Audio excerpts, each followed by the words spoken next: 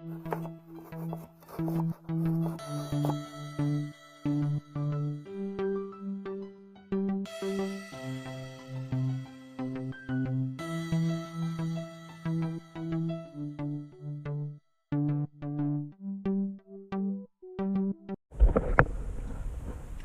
what is up everybody, and welcome to behind the scenes of the stop motion video with the QAV-XS.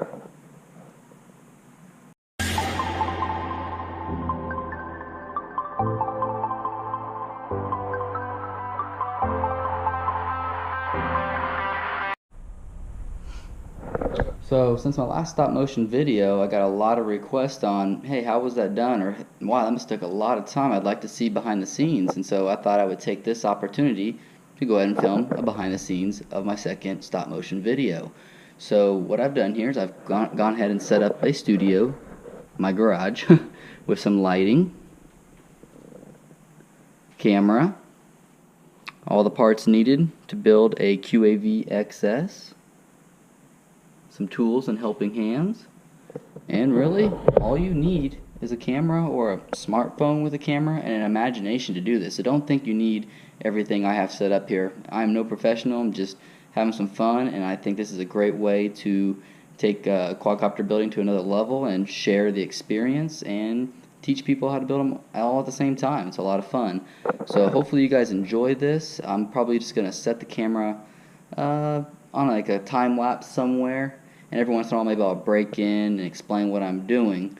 I'm actually winging this. I'll tell you one thing, probably the very first step of doing any stop motion is doing some type of story timeline frame where you tell a story on a piece of paper, even if it's chicken scratch, just so that you save yourself time and have an idea of what you're doing with all these parts. Because what I'm about to do now is just out of imagination. I'm just going to throw it up all over this table, and hopefully it comes together and creates art, and hopefully you guys enjoy. So I'm going to go ahead and lay this camera down, get started on the stop motion, and hopefully you guys enjoy. Hang on for the ride. Alright, so it's been like, I don't know, hours later, and as you can see all I have is a mess and I haven't really got anywhere.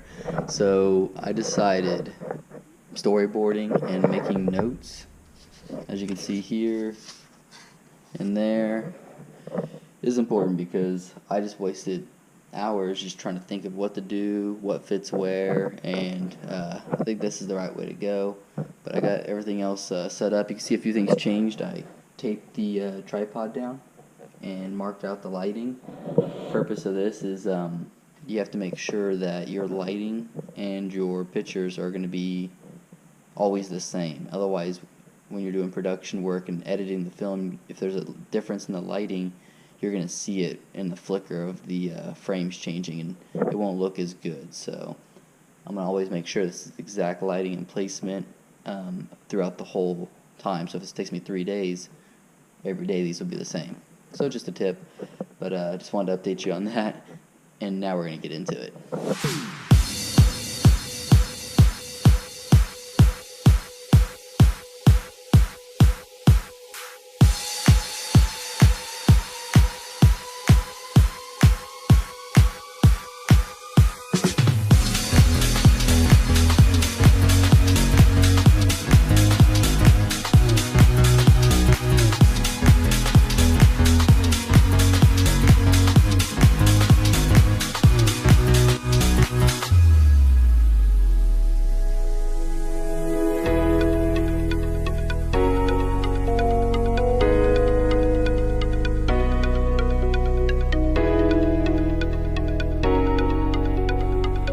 Man, so as you've seen there, I just filmed the intro with the old helping hands getting taken over by the new helping hands, and you know, just kind of bringing the frame out.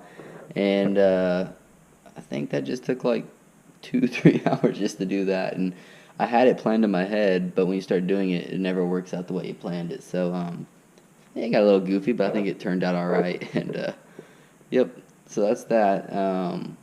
I'm going to do some prep work. Hopefully you guys aren't too mad about this one, because I'm probably going to prep cables and prep small things that are really hard to do in stop motion, and then have all the parts just go together. I mean, come on, gotta give me a break on that one. That's too crazy to have every piece of wire move and change and all that fun stuff. But let's get right back to it.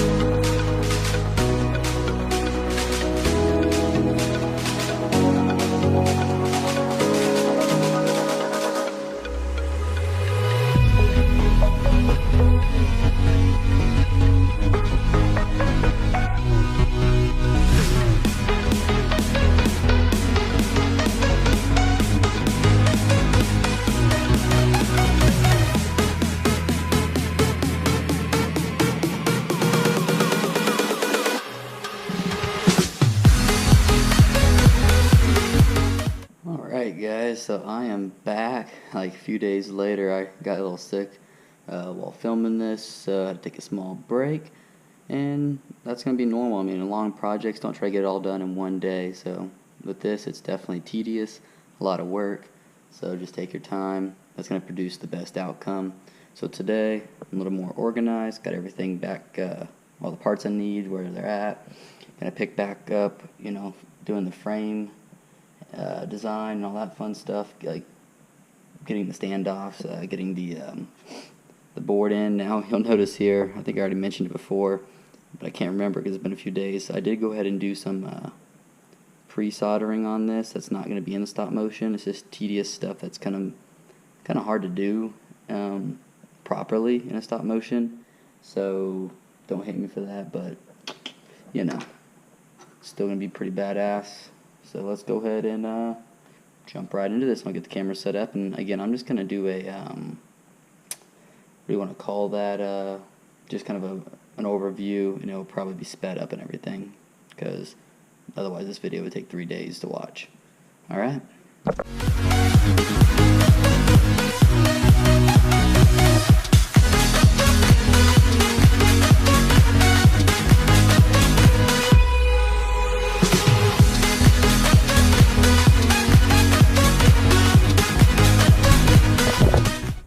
Alright, so what I've done here is I'm going to do a top view shot and cut the scene and show him screwing in from the top for the other two. Reason why I'm doing a cut scene, I think it's going to add more dynamic to this, background.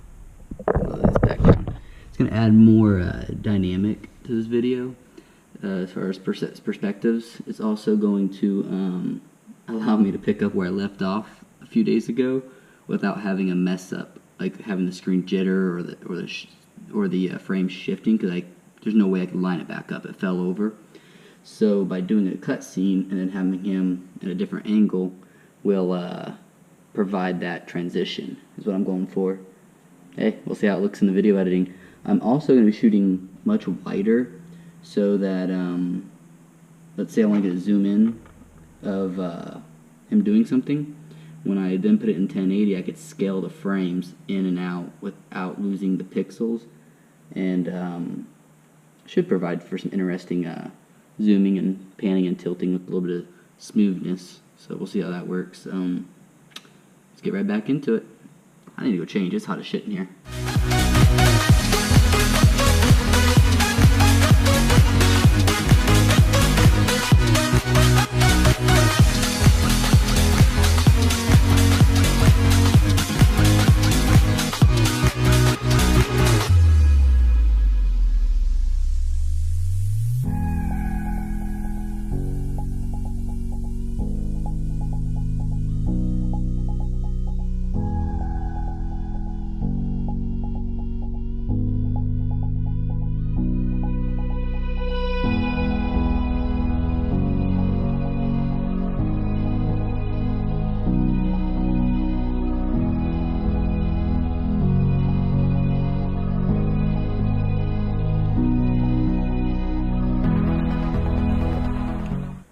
Alright guys, so that was about, I don't know, 2 hours, maybe not, probably about an hour and a half of just shooting the frame getting its standoffs put in there, and the Lego man just working their way around it.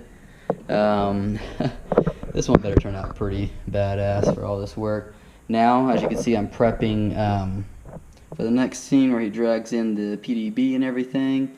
I'm trying to work out how I'm going to get that done, because the Frsky actually attaches to the bottom of that from my design idea, and then I'm soft mounting with these bad boys here from Pyro Flip RCs. Different way to do it. I'm going to try it out. And also adding these 1mm rubber motor mounts. So that'd be cool. Wish me luck, I guess. But what do you guys think about the screws going up in the air, flying? I used, you can see it here, a little bit of string, some wax, and my wife's hair. That's not weird at all, right? But I used to have invisible string, but I lost it, so that's how I got the screws floating. I don't know what that's going to look like yet, but I'll know after this is made. So I'm going to go ahead and get back to this, put another few hours into it before I got to get back to normal life. So, alright.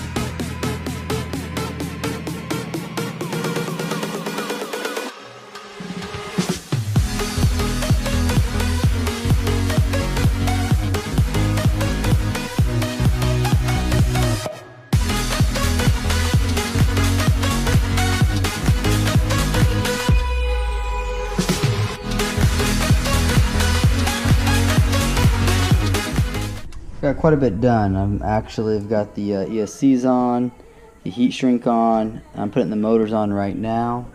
You can see that. I know I didn't get it recorded. I thought I was recording. It wasn't. I'm sorry about that. You're gonna have to trust me and watch the actual stop motion and see how it all went down.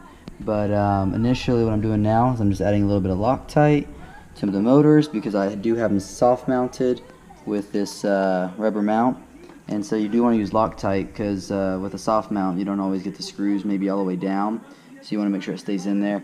Very important though, with the Loctite, use the removable kind. Don't use the permanent. I've done that. It's not good. So pretty much I'm just going to continue at this because I'm on a good pace right now. I may just skip the recording, and I'm just going to explain things as I go. Another thing is I've moved the drone a few times. When you move the drone, it's important to mark with a pencil where it was somehow, so you can put it back exactly. This way the camera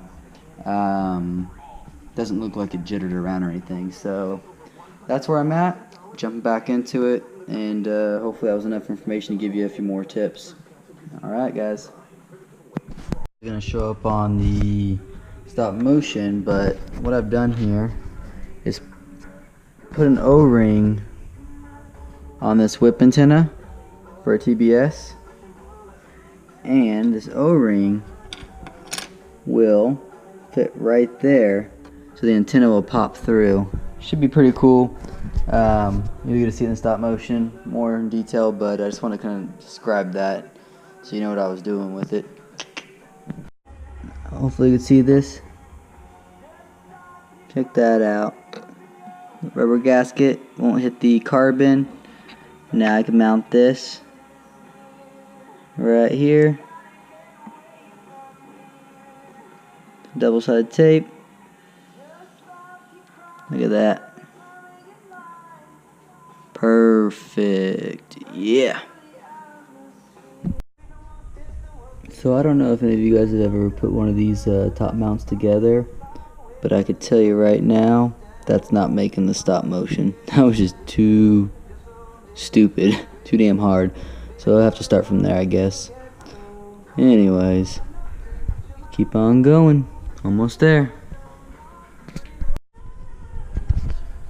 Well, guys, I'm done.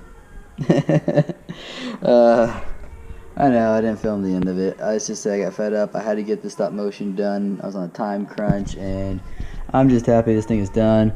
Programming it right now, and get some final pictures for you and some flight footage. So, you know, I'll make it up to you. But the stop motion was a lot of fun. Hopefully you learned something, and I'm gonna leave you with that. This is, you know, the setup again, just so you know. Yep.